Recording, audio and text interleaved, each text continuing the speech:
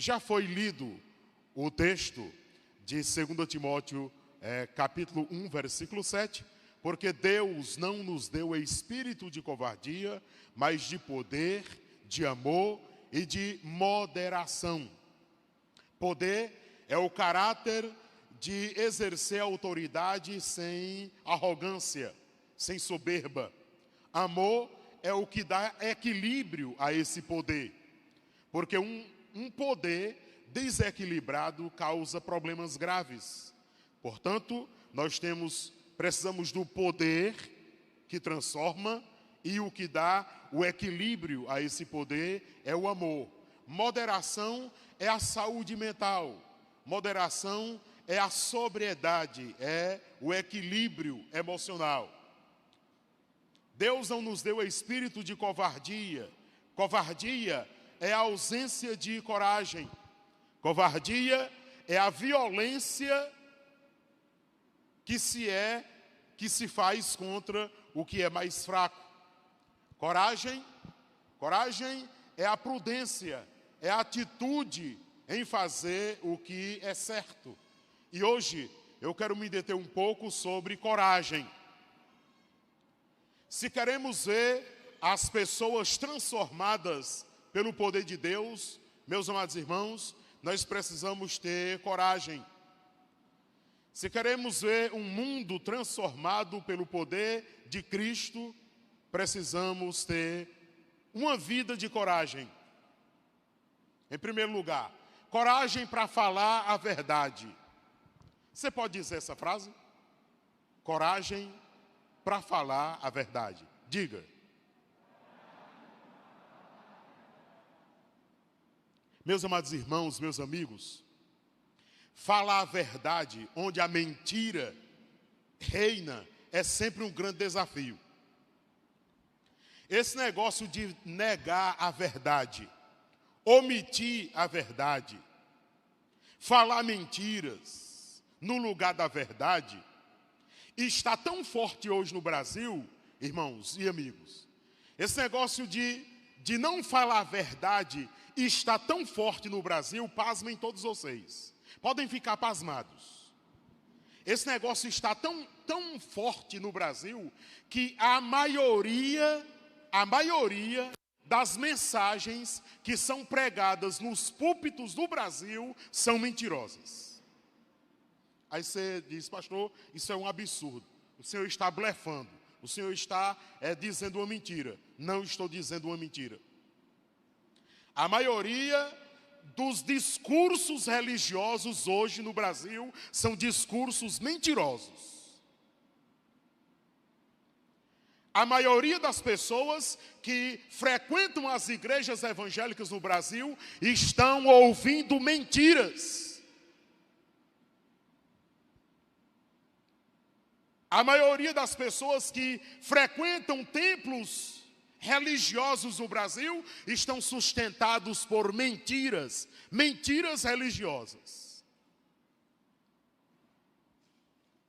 Por que mentiras religiosas, irmãos? Ora, porque mentiras religiosas, elas dão mais ibope do que a verdade. Você quer ter ibope? Fale a mentira.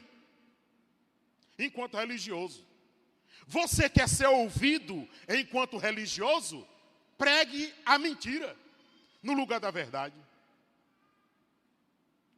Por que a mentira em lugar da verdade? Porque a mentira atrai mais curiosos. A mentira atrai mais gente. É sim, com toda certeza. Por que a mentira no lugar da verdade? Porque a mentira dá mais likes. A pessoa recebe mais likes, de joinha, de gostei. Por que a mentira no lugar da verdade, nos púlpitos do Brasil? Porque a mentira, escutem, a mentira dá mais dinheiro do que a verdade.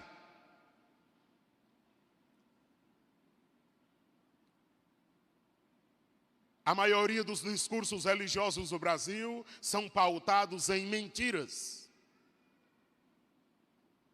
Hoje pela manhã, na ministração da ceia, eu falei.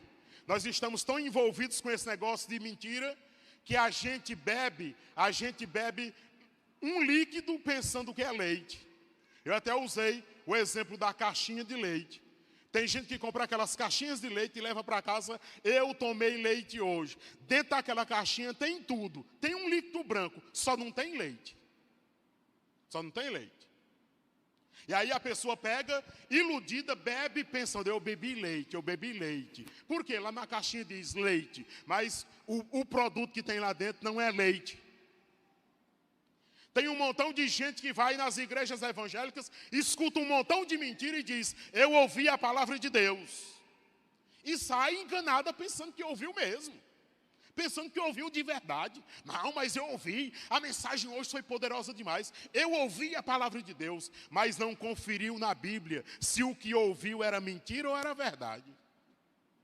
Não fez igual os bereanos, que conferiam nas escrituras sagradas quando ouviam algum discurso religioso.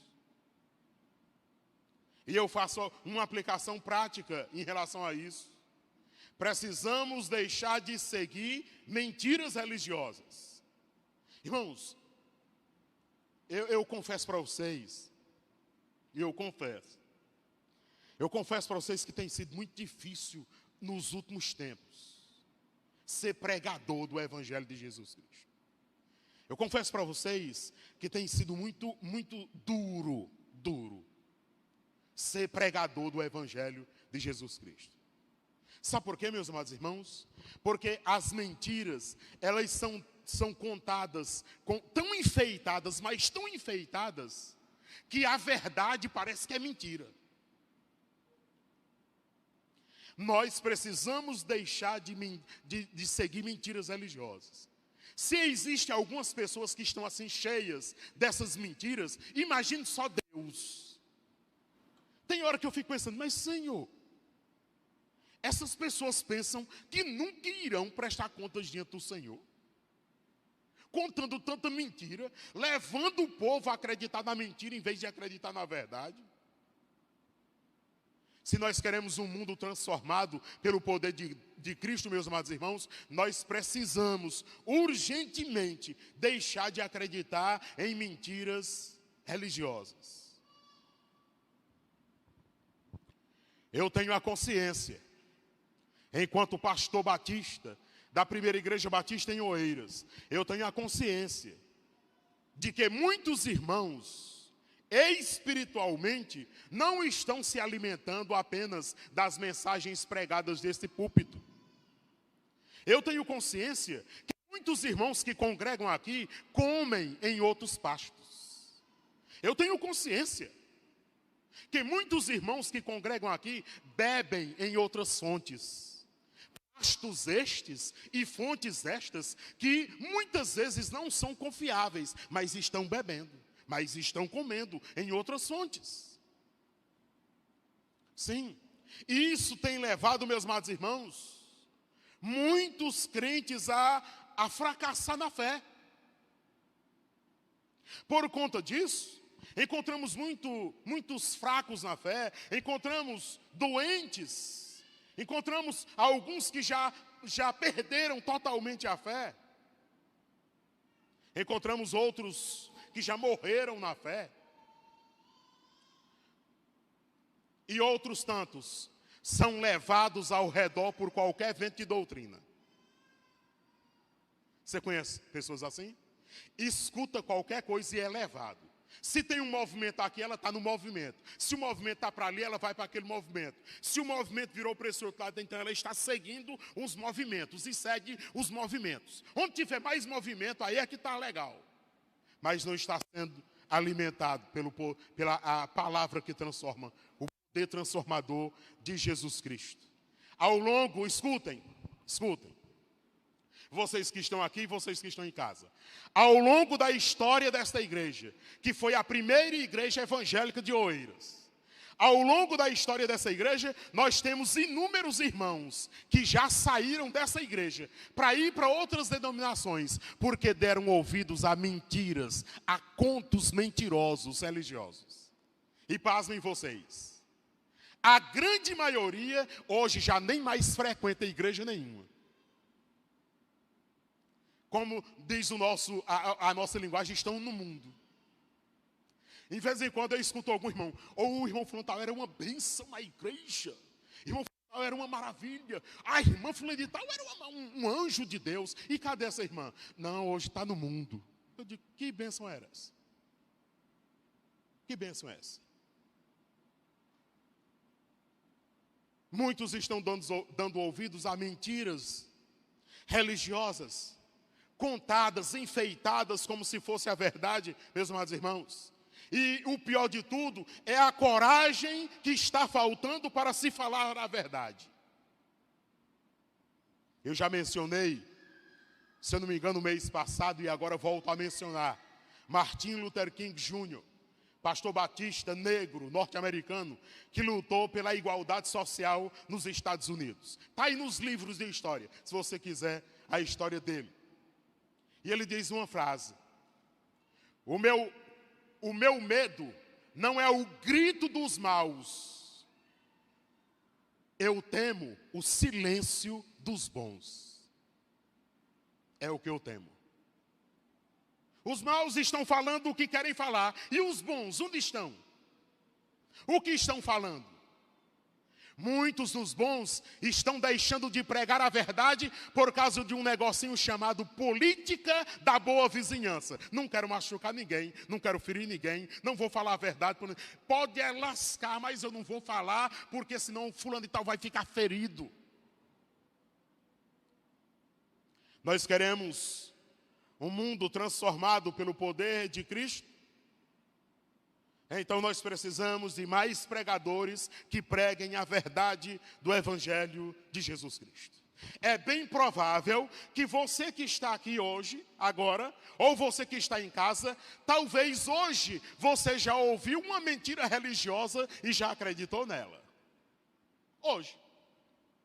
Em algum canto. Em algum canto. O que nós estamos precisando, meus amados irmãos, com grande urgência, de pregadores que tenham coragem de falar a verdade. Precisamos de mais homens e mulheres de Deus que se disponham a pregar o evangelho bíblico, sem se preocupar com os resultados. Outro sim, meus queridos irmãos, nós precisamos ter cuidado com as mentiras políticas. Meus queridos, eu estou altamente preocupado. Quantos representantes políticos nós temos que falam a verdade? Quantos você já conseguiu eleger e você diz, fulano de tal que eu votei, fala a verdade? Meus amados irmãos e amigos, nós estamos tão acostumados com as mentiras políticas, que quando alguém, um político, fala a verdade, a gente faz esforço para não acreditar na verdade. Eu vou repetir. Nós estamos tão saturados com a mentira política, que quando um político fala a verdade, a gente se espreme para não acreditar na verdade.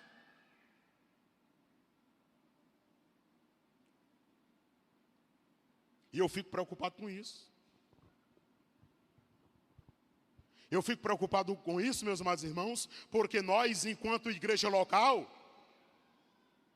muitos de nós temos usado de hipocrisia. Fingimos que não temos nada a ver com o quadro político do Brasil. Fingimos que não temos nada a ver com o quadro político da cidade, do estado. Fingimos que não temos nada a ver com as políticas públicas e nem com os políticos. Ao longo de anos, meus amados irmãos, por conta do nosso legalismo religioso, nós somos proibidos por nós mesmos até de darmos a nossa opinião sobre política. Nós nos proibimos de tecer um comentário político. E muitas vezes, escutem, Muitas vezes, porque quando nós nos referimos a políticos, nós nos achamos melhores, com mais bondade, com mais dignidade, com mais santidade, com mais retidão, com mais moral. Nós nos consideramos muitas vezes superiores a classes políticas. As decisões tomadas pelos políticos nos afetam diretamente em tudo. Em tudo. Mas até quando, meus amados irmãos, nós vamos ficar presos às mentiras políticas? Até quando nós vamos fechar os nossos olhos para não acreditar e não ver a verdade que está nua e patente aos nossos olhos, politicamente falando, no Brasil? Como aplicação prática, eu lhes digo, precisamos colocar no poder, eleger pessoas, políticos, comprometidos a defender os valores morais, familiares e declaradamente cristãos.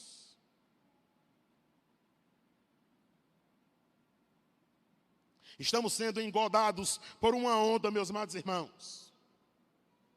Uma onda de mentiras, que quando são contadas, batem aos nossos ouvidos como se fosse a mais pura e cristalina verdade e justiça. E nós precisamos ter cuidado com isso, precisamos abrir os nossos olhos. Porque isso nos afeta e nos afeta com ímpeto. Outro sim. Em terceiro lugar, eu gostaria de dizer que nós precisamos ter coragem para falar a verdade em casa. Coragem para falar a verdade no púlpito da igreja. Coragem para falar a verdade em relação a políticas públicas. Coragem para falar a verdade em casa. Quantos cônjuges estão magoados porque não têm coragem de falar a verdade? Cônjuges que vivem uma realidade totalmente amarga porque escondem a verdade por décadas.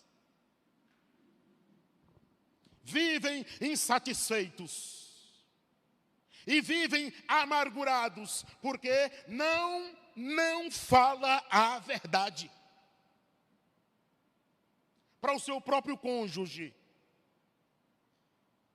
Não diz o que sente para o seu próprio cônjuge. A verdade falada na hora errada pode ser um problema. A verdade falada de forma errada pode ser um problema. Por isso, saiba como falar e quando falar, quando se trata do seu cônjuge, quando se trata da sua família. Saiba quando falar e como falar. Mas fale a verdade. Você já ouviu a expressão que virou até um adágio popular? A verdade dói. A verdade dói.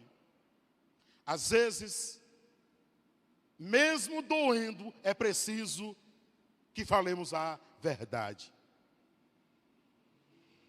Queremos ver muitas pessoas transformadas pelo poder de Cristo?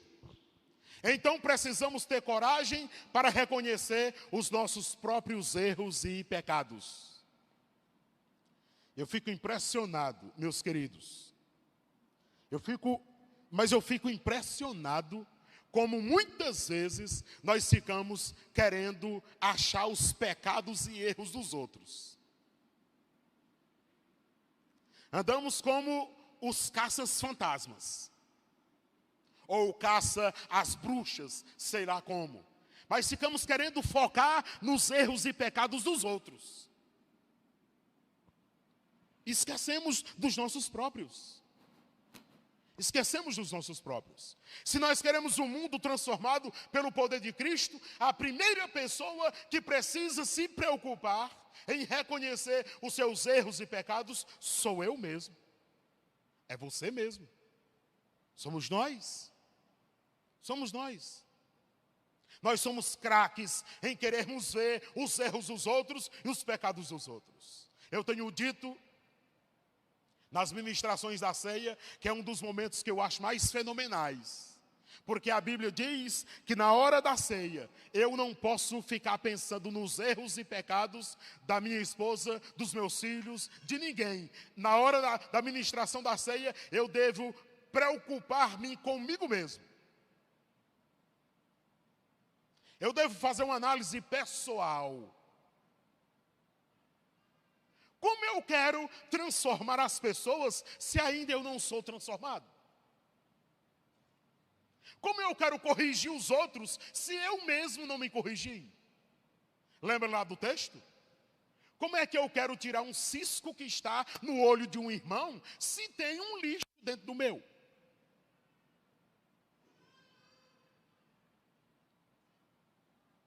Se queremos um mundo transformado pelo poder de Cristo, precisamos ter coragem para reconhecer os nossos erros e pecados. Irmãos, sabe por que a gente demora muito em reconhecer os nossos erros e pecados? Porque nós tememos o que as pessoas irão pensar de nós. Porque nós tememos a reação das pessoas.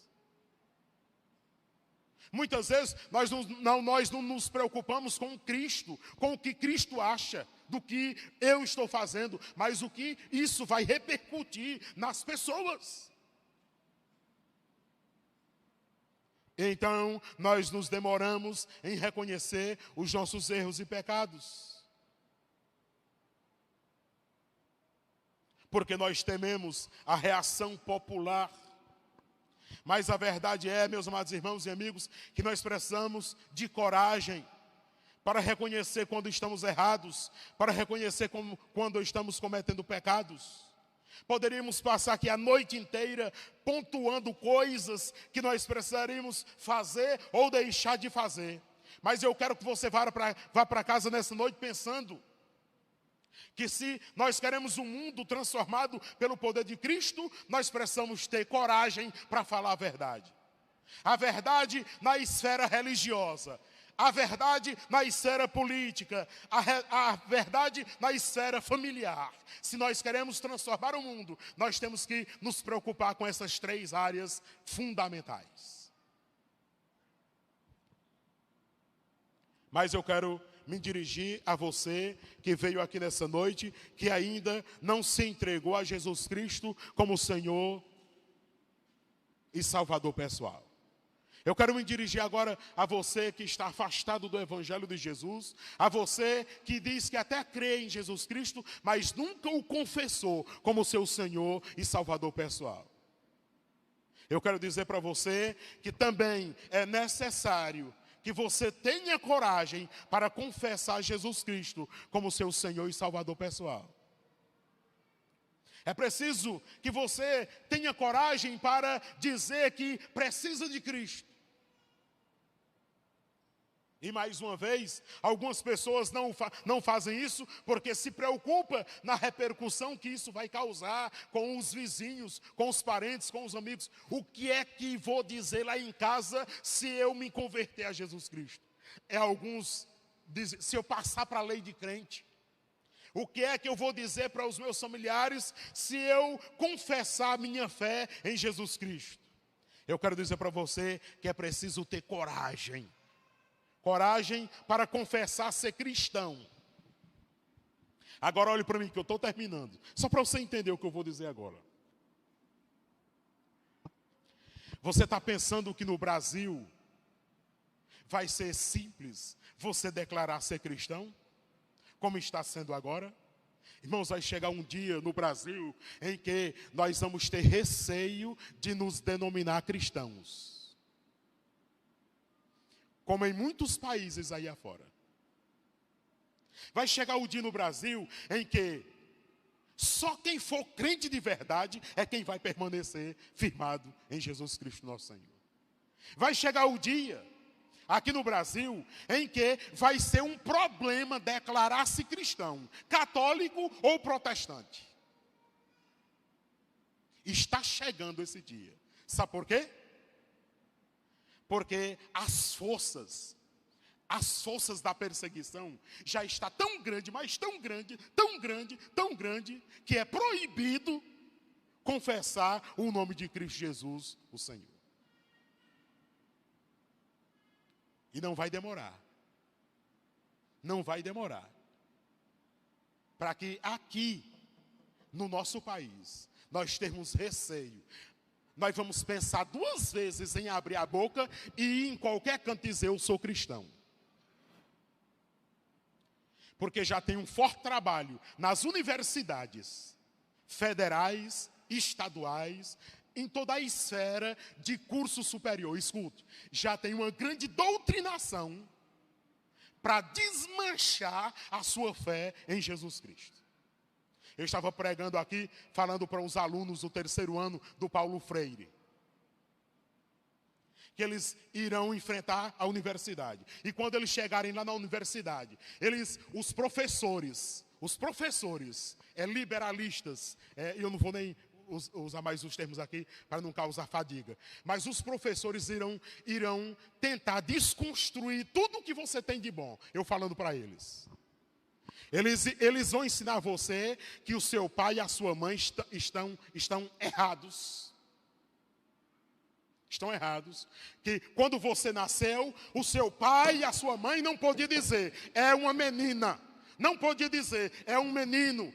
Esqueça isso. Você deve ser o que você quiser ser. Eles irão dizer, esse negócio de cristianismo é a maior besteira, é a maior invenção do mundo. Irão querer desconstruir a sua fé.